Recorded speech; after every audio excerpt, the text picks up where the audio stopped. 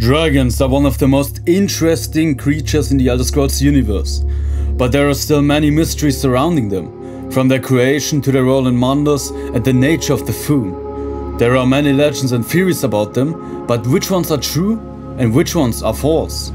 Uncertainty and the unknown are frightening for humans, but fear not, because today I'll share with you the truth about the dragons, the Thu'um and Alduin. Hi! I'm Ardy from ArdysLoreLibrary, and I'm your guide through the craziest and most interesting parts of fictional history. Everyone who has played Skyrim knows the dragons and their king, Alduin. They are portrayed as intelligent but cruel creatures, with only a few exceptions. Despite this, the ancient Nords worshipped them and proclaimed the symbol of the dragon to be the most important of all. It is said that they are children of Akatosh, which is confirmed by the king, Alduin, and his former second-in-command, Paarthurnax. But do they speak the truth, or is everything a lie? A lie that the dragons believe, because of their culture. But before we discover the truth, we need to prove that the official story told by books and the dragons themselves is false. And the best way to do this is to find cracks in the official story, and there are indeed many cracks. The most obvious is the dragons' claim that they are children of Akatosh. This is impossible because the concept of Akatosh was created by Alessia over 100 years after the end of the Dragon War, the conflict in which the Nords rebelled against their winged overlords. You can argue that the dragons adapted to the name change, and this may be true, but this doesn't explain why Alduin calls himself the firstborn of Akatosh. Remember that Alduin was banished before the Alessian rebellion and returned in the 201st year of the 4th era. It is completely impossible for Alduin to know the name Akatosh, unless other dragons told him about it after his return. But if Alduin and the other dragons were unable to know Akatosh during their reign, what did they claim back then? They had to claim to be the children of Auri-El, who is the elven version of Akatosh. But this reveals another crack. The rule of the dragons took place after the Elnofey War, in which Auri-El and Trinimec defeated Lorcan and his armies of men.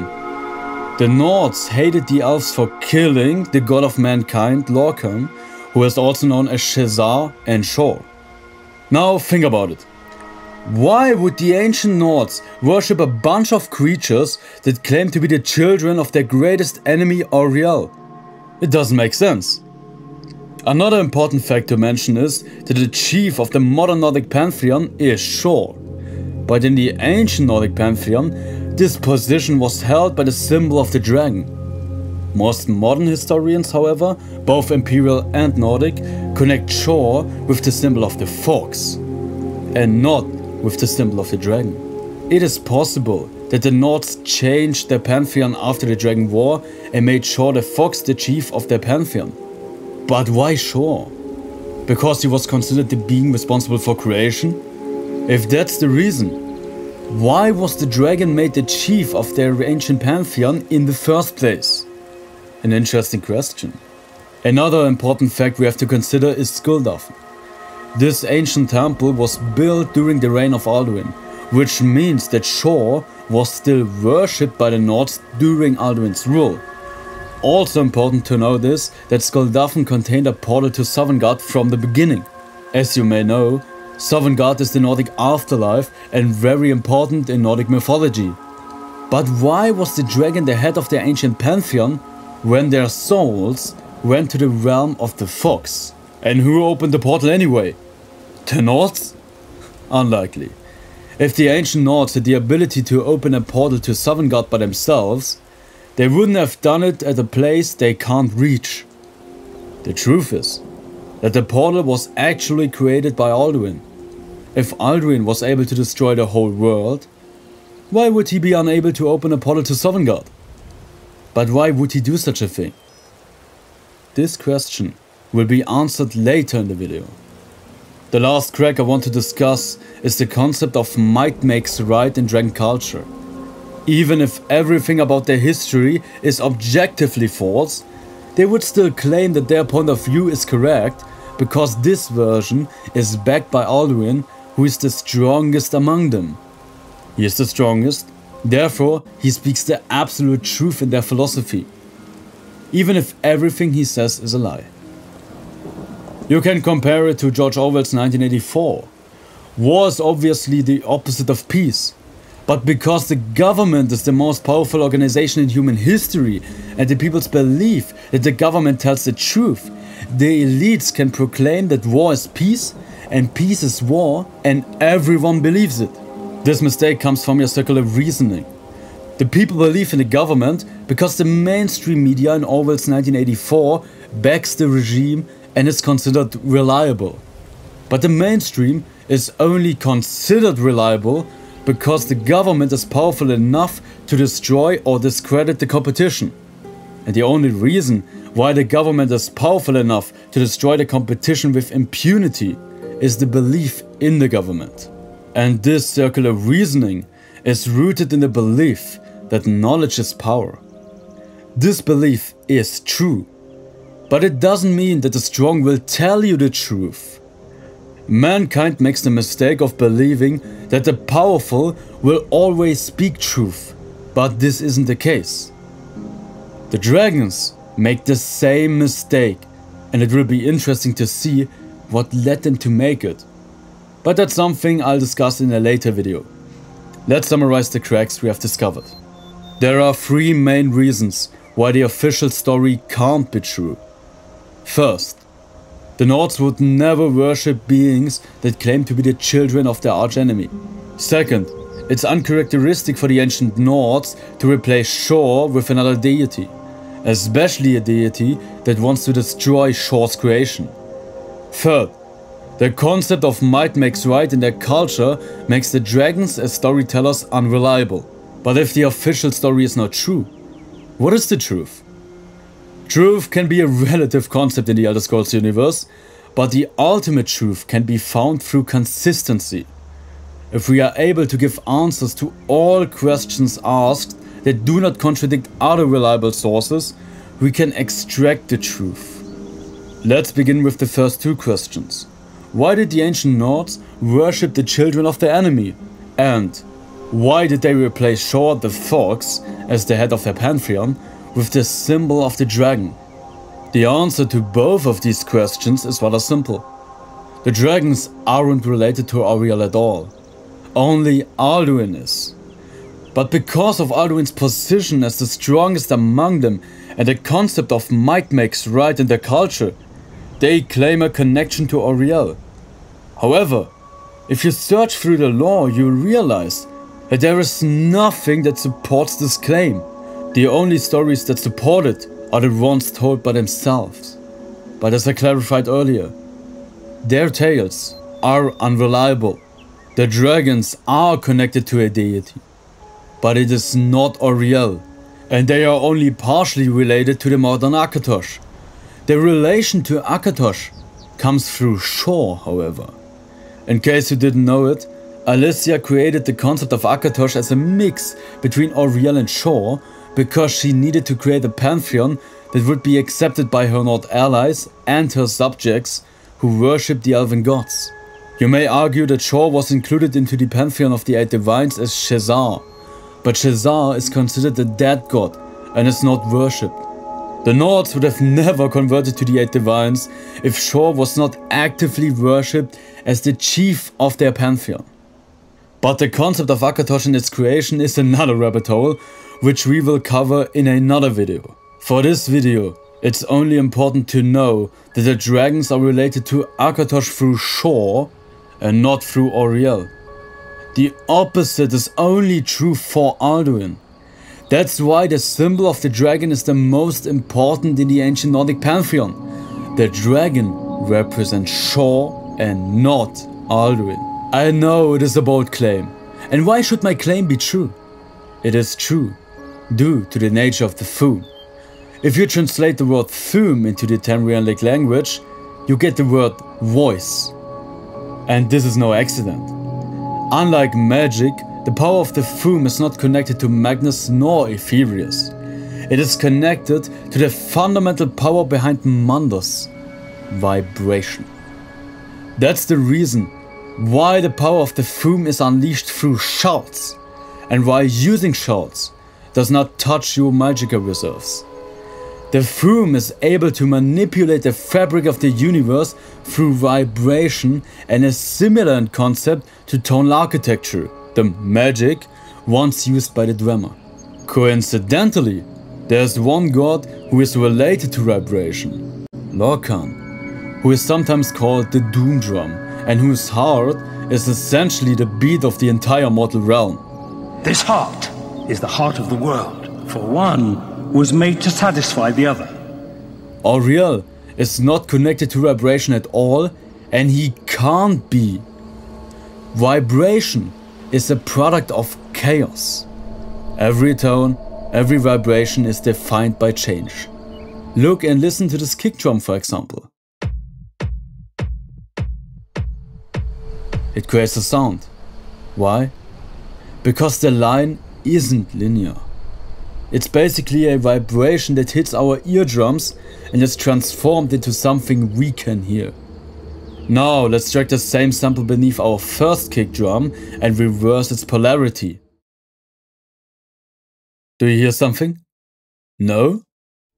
That's because the polarity of the first kick clashes with the reverse polarity of the second one. The sound is removed from existence because the opposing polarities nullify each other. The line becomes stagnant.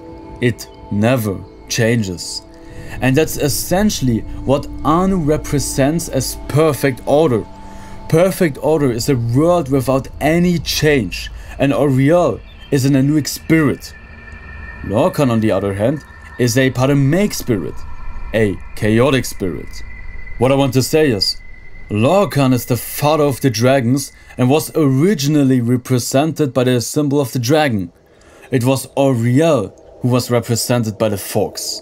Think about it and ask yourself, why would the Nords deny their foremost god the position of head of the pantheon and give him the symbol of an animal that is typically associated with a beautiful looking yet cunning thief? From the Nords' perspective, it makes much more sense to associate the fox with Auri-El, because Auri-El, and the elves in general, are seen as beautiful but cunning and treacherous beasts who betrayed Lorcan and usurped his throne. This point of view is backed by their behavior. Nords are direct and confrontational, while elves are beautiful and skilled negotiators. Elves play the long game and act in secrecy, while Nords rush into battle. Now, there's one ancient story that seemed to contradict this. The story of the Woodland Man. It's a tale about Hymir's Mora, disguised as a rabbit, tricking Ysgramor into becoming an elf until a fox killed the rabbit, revealed himself as Shor, and reversed the changes made. But before you say that this story disproves my theory, consider that it was written during or after Ysgramor's lifetime. In other words, after Alduin became a thing in Admoran society. And this is an important thing to note, because Alduin is an Anuic spirit and connected to Auri-El. Anuic cultures and their gods view Lorcan as a traitor who tricked the other gods. Representing Lorcan as a fox makes only sense through an Anuic perspective. And Alduin, the Nordic version of Auri-El, was in the perfect situation to create and enforce the belief in stories that associate Shor with a fox. I think you can understand my point of view and why the points made are valid. But there's another thing we need to discuss. It's the third question we need to answer. Why is Hymir's Mora interested in a Dragonborn servant? Many believe that Mora wants a powerful Dragonborn servant because he is interested in collecting dragon souls. This is actually true. Resetting our perk points in Apocrypha requires a dragon soul. But why is he interested in dragon souls? The accepted theory is that Mora wants to control time. And since it is believed that dragons are part of the time god, it is only logical to collect dragon souls if you want to get a greater degree of control over time. But there's another possible explanation. If you have played Elder Scrolls Online, specifically the Necrom DLC, you know that Apocrypha is closely connected to Mundus. If one of these worlds is doomed, the other is as well. But the most doomed would be Helm of Moria himself. I will talk about this in greater detail in a separate video, but it is important to know for this video that his power and role depends on Mundus. Despite claiming to be the Daedric Prince of Knowledge, he is essentially the Daedric Prince of Memory. He collects the memories of dead mortals and uses them to gather informations he would never get without them. You see, Mundus is the only place in the Orbis where Anu and Padme, order and chaos, unite and work together. Mortals have the possibility to gain knowledge unavailable for Aedra or Daedra. Anuk spirits are trapped in order, and Padmaic spirits are trapped in chaos.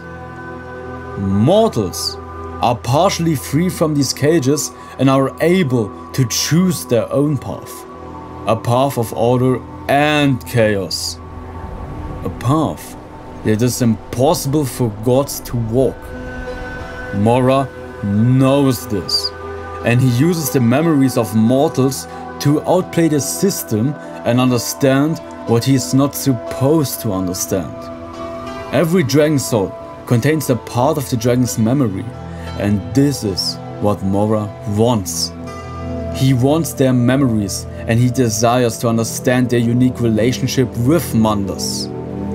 If we accept the theory that dragons are connected to Lorkhan, this makes even more sense, because this would allow him to understand the mortal realm from several angles.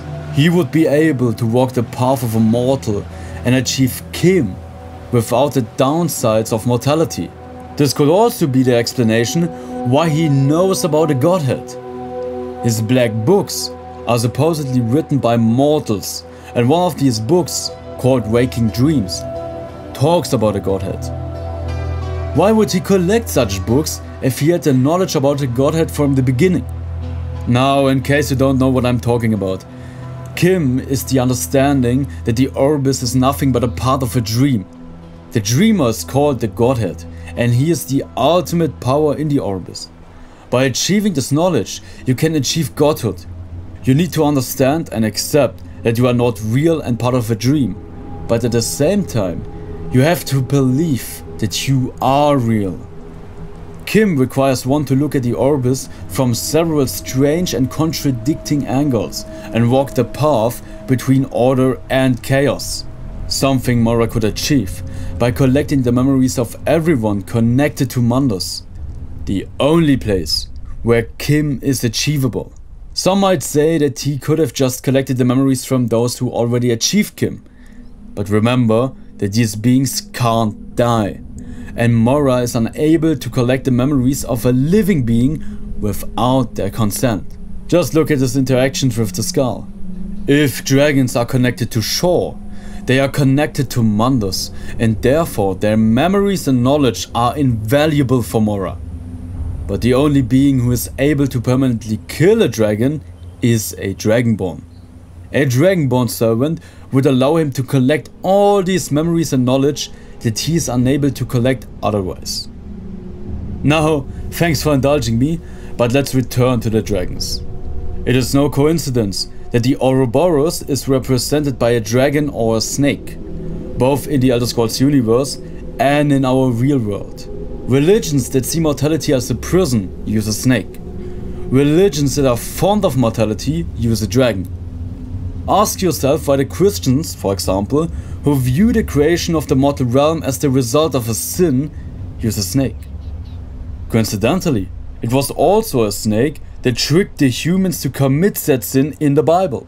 Most elves have a similar point of view. They see Lorkhan as a trickster, a snake that betrayed them.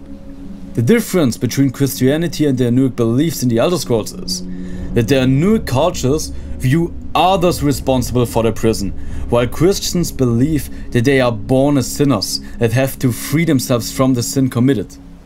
Nonetheless, it is a similar concept. Dragons and snakes are deeply intertwined with the cycle of mortality and the mortal realm.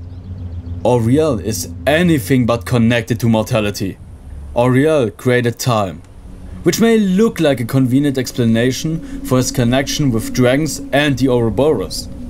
But the concept of time he created was linear and designed to counteract the chaos of Paname. In fact, Anuic spirits are completely unable to create something preemptively, only in response to chaos.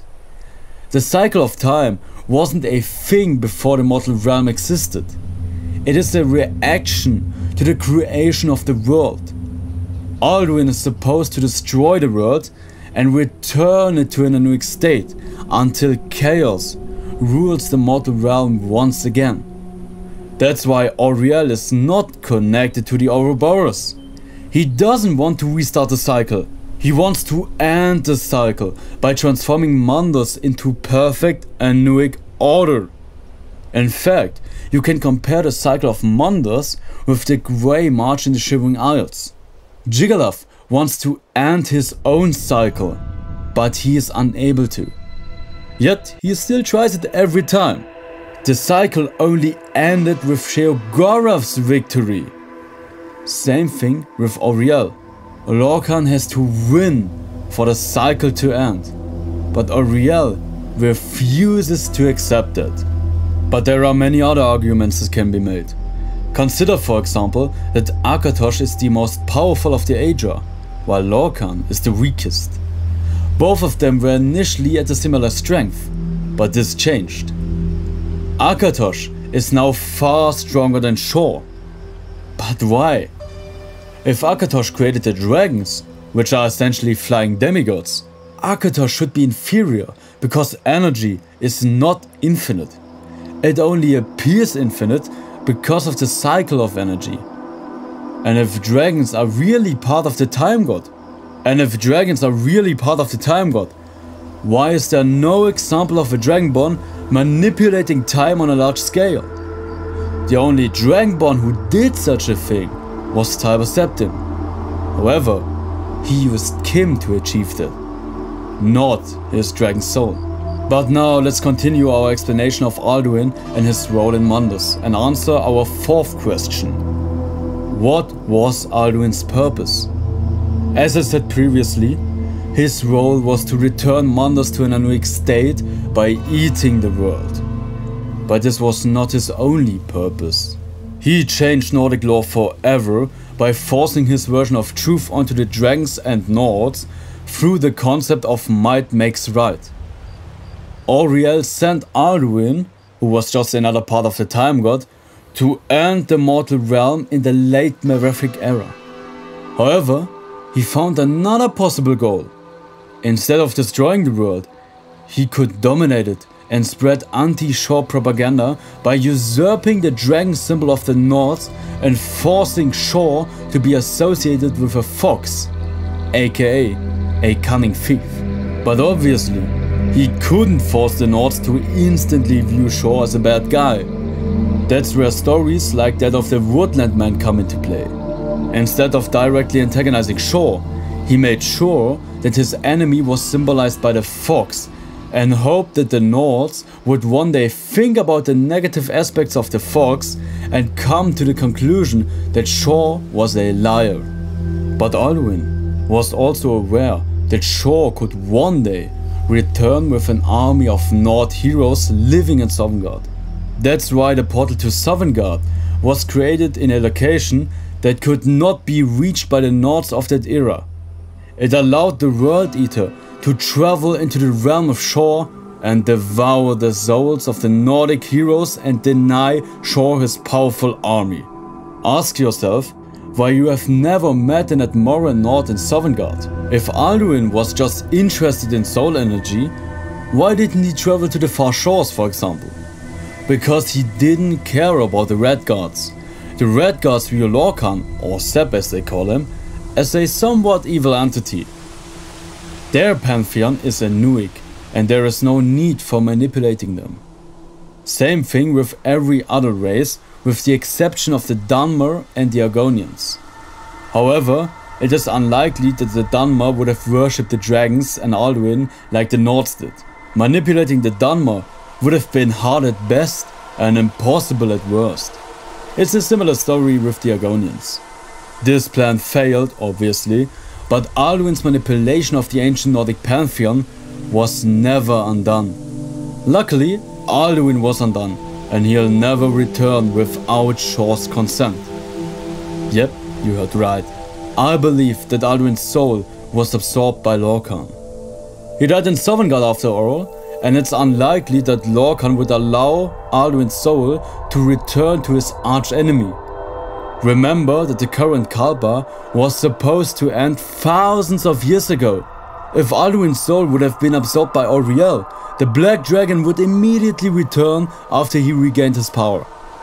If Shor absorbed his soul, however, he would be able to decide when this Kalpa will end.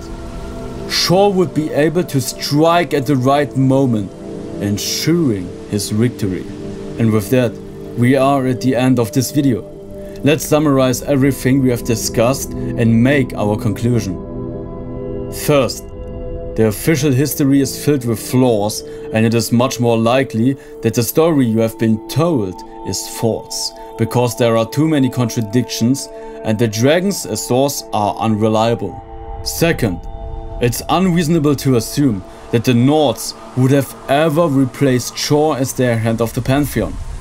Third, Shor is actually the father of all dragons, with the exception of Alduin. Fourth, Emeos Mora warns the Dragonborn servant in order to gain the memories of all dragons slain by the Dragonborn, with the goal of achieving Kim through the memories of everyone connected to Mundus. Fifth, Alduin's purpose was to corrupt the Nordic pantheon and transform it into an Anuic faith. After that failed, he returned to his previous goal of resetting the world to an Anuic state. 6. Alduin's soul was absorbed by Shor, which gave him an important advantage in his war against Auri-El. Now, if you ask me, there's no doubt that my theory is valid at worst and true at best. There are no major contradictions and it is backed by several important arguments. But I'll let you decide. Am I right? Am I wrong? Did I miss something perhaps? Write your opinion in the comments below and remember to watch the sky. Until next time, traveler, and may Shor be with you.